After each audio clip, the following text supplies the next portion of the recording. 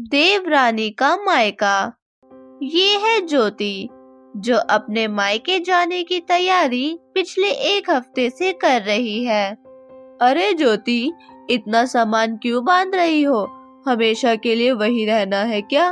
वो बहुत टाइम से मायके नहीं गई हूँ ना माँ जी। इस बार जाऊंगी तो थोड़ा ज्यादा दिन रुक कर आऊंगी वहाँ पर, इसीलिए इतना सामान लेकर जा रही हूँ। अरे ज्योति, इतना सारा सामान लेकर कहाँ जा रही हो?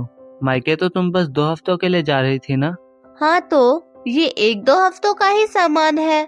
चलो ठीक है, मैं सब सामान गाड़ी में रखता हूँ, तब तक तुम तैयार होकर आ जाओ, पर हमेशा की तरह टाइम मत लगाना। उसके बाद रोहित सारा सामान गाड़ी में रखता है और यहाँ ज्योति के मायके में उसकी भाभी भी मायके जाने के लिए तैयारी कर रही होती है। माँ जी, मैं मायके जाने के लिए तैयार हूँ, मैं जा रही हूँ। 1-2 हफ्तों में वापस आ जाऊंगी। अरे देख बेटा, आज मत जा, आज ज्योति आने वाली है और जब वो तुझे घर पर नहीं देखेगी तो कैसा लगेगा उसे। जब वो वापस चली जाएगी उसके बाद तुम भी मायके चली जाना, लेकिन अभी मत जाओ। पर माँ जी, मैंने तो आपको बहुत पहले ही बता दिया था कि माँ की थोड़ी तबीयत खराब है, इसीलिए मुझे मायके जाना है। हाँ, मुझे पता है, लेकिन ज्योति बहुत दिनों बाद आ रही है। अगर वो तुझे घर पर नहीं देखेगी तो उसे बुरा लगेगा। मायके जाकर ज्योति अपनी देवरानी और अपनी माँ से मिलकर बहुत खुश होती है। कैसा था सफर? अच्छे से आ गई ना तू? और तू इतना सारा सामान क्यों लेकर आई है? क्या यही रहने का इरादा है तेरा? वापस ससुराल नहीं जाना? ओफो माँ, इतने दिनों बाद तो मैं मायके आई हूँ और तुमने आते ही मुझे ताने मारने शुरू कर दिए। आप क्या चाहती हो, मैं जल्दी वापस चली जाऊँ? अरे नहीं नहीं, जितना चाहे उतने दिन तू रुक सकती है। वैसे बता, क्या खाएगी? तेरी भाभी तेरे लिए कुछ भी बना देगी। हाँ हाँ बताओ ज्योति, क्या खाओगी? मैंने वैसे तुम्हारे लिए गाजर का हलवा और पनीर की सब्जी और चावल बना कर रखा है। अगर तुम्हें और कुछ भी खाना है तो बता दो, मैं वो भी बना दूंगी। भाभी, वैसे मैं यहाँ इतने दिनों बाद आई हूँ, मैं अपने कुछ दोस्तों को भी बुला लेती हूँ, फिर मैं आपको बताती हूँ कि क्या बनाना है। इसके बाद ज्योति अपने कमरे में ऊपर चली जाती है और अपने दोस्त को फोन लगाती है। हाँ प्रिया, कैसी है तू? मैं ठीक हूँ, तू बता, तू कैसी है? बहुत दिनों बाद फोन किया। नहीं नहीं, मैं अपने मायके आ रखी हूँ, आज पार्टी करने का बहुत मन हो रहा है, तो तू मेरे घर आ जाइयो। और हाँ, बोतल लेकर आइयो। बोतल तो मैं ले आऊंगी, लेकिन क्या तेरे घर पर लेकर आऊं? तेरी मम्मी और तेरी भाभी गुस्सा नहीं होगी? अरे नहीं नहीं, वो सब मैं देख लूंगी, तू बस बोतल ले आ, बाकी यहाँ नाश्ता भी मैं बनवा लूंगी भाभी से। ठीक है, फिर शाम को मैं आती हूँ। ज्योति नीचे आती है और अपनी भाभी से कहती है, भाभी, मेरी एक दोस्त आ रही है, हम ऊपर पार्टी करेंगे, तो आप उसके लिए पनीर के पकोड़े, आलू के पकोड़े, समोसा, कचौड़ी, पापड़ और भी 2-3 तरह की चीजें बना देना। अरे इतना सारा नाश्ता? रेखा ये सुनकर हैरान हो जाती है कि इतना सारा नाश्ता बनाना है, और रेखा वैसे भी ज्योति के आने से गुस्सा थी, क्योंकि ज्योति की वजह से वो अपने मायके नहीं जा पाई। लेकिन किसी तरह रेखा नाश्ता बनाती है और ऊपर ज्योति और उसकी दोस्त प्रिया को वो नाश्ता दे देती है। यहाँ ज्योति अपनी दोस्त के साथ बैठकर ड्रिंक कर रही होती है और थोड़े ही टाइम में ज्योति सो जाती है। अगले दिन ज्योति दोपहर के 2 बजे उठती है और नीचे आती है और अपनी माँ से कहती है, माँ, मैं आज क्लब जा रही हूँ, आते हुए थोड़ा लेट हो सकता है। ठीक है बेटा, लेकिन जल्दी वापस आ जा।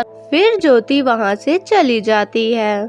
यहाँ रेखा को ज्योति की चिंता हो रही थी, तो वह अपनी सास से कहती है, माँ जी, आपको नहीं लगता आपको उसे कुछ कहना चाहिए, क्योंकि कल रात को भी ज्योति ने बहुत ज्यादा पार्टी की थी और आज क्लब गई है, वहाँ पर भी पार्टी करेगी। अरे तू अपना काम कर, वैसे भी ज्योति इतने दिनों बाद अपने मायके आई है, थोड़े दिन पार्टी करेगी तो कुछ नहीं होगा। अभी विमला को सब कुछ ठीक ही लगता है, इसीलिए वो ज्योति को कुछ नहीं कहती और इसी तरह एक हफ्ता गुजर जाता है। ज्योति हर रोज पार्टी करती या बाहर दोस्तों के साथ घूमने जाया करती। घर पर वो बहुत ही कम रहा करती थी। इसी तरह एक दिन रेखा अपनी सास से कहती है, माँ जी, ज्योति को आए हुए एक हफ्ता हो गया है, लेकिन ना ही तो आज तक उसने बैठकर हमारे साथ खाना खाया और ना ही हमसे बातें की। पूरा दिन बस आवारों की तरह बाहर घूमती रहती है। बात तो तू सही कह रही है रेखा, लगता है मुझे उसे कुछ कहना ही पड़ेगा, नहीं तो वो इसी तरह पार्टी करती रहेगी। वैसे अभी वो सो रही है क्या? हाँ माँ जी, देखो शाम के 4 बजने वाले हैं। ये सब सुनकर विमला गुस्से में ज्योति के पास जाती है। ज्योति, अभी तक सो रही हो? शाम के 4 बज गए हैं, जल्दी उठो। फिर ज्योति उठती है और बोलती है, हाँ माँ, अच्छा हुआ आपने मुझे उठा दिया। वैसे भी 2 घंटे में मेरी दोस्त आने वाली है। भाभी को बोलना कुछ अच्छा सा नाश्ता बना दे। बेटा, तुझे पता है तेरे को आए हुए यहाँ पर 1 हफ्ता हो गया है, लेकिन अभी तक तूने हमसे अच्छे से बात भी नहीं करी और ना ही तो हमारे साथ बैठकर खाना खाया। ऐसा ही चलता रहा तो मैं तुझे तेरे ससुराल वापस भिजवा दूंगी। अरे माँ, आप इतनी टेंशन क्यों ले रही हो? वैसे भी कुछ दिनों के लिए ही तो आई हूँ मैं यहाँ पर। जितना एंजॉय कर सकती हूँ कर लेती हूँ, बाद में मुझे मायके जाकर 4 दीवारी में ही रहना पड़ेगा। ज्योति विमला के समझाने पर भी नहीं समझ रही थी।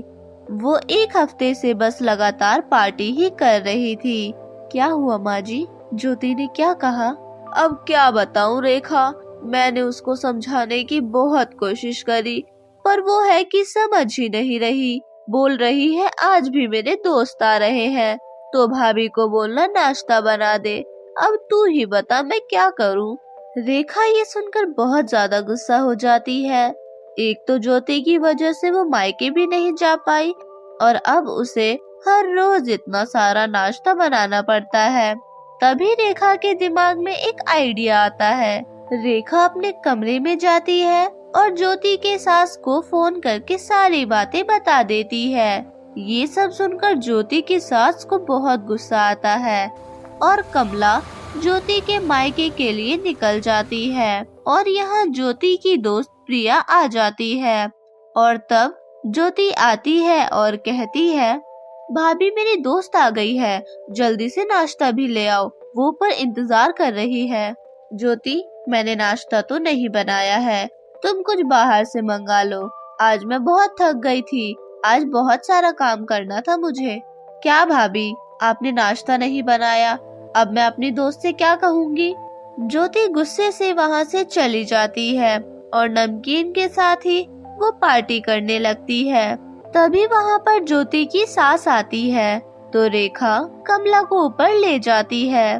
तुझे पता है प्रिया, मेरी सास मुझे पूरा दिन काम करवाती है, थोड़ा सा भी आराम करने नहीं देती। जब भी आंखें बंद करो तो उनका ही चेहरा दिखाई देता है।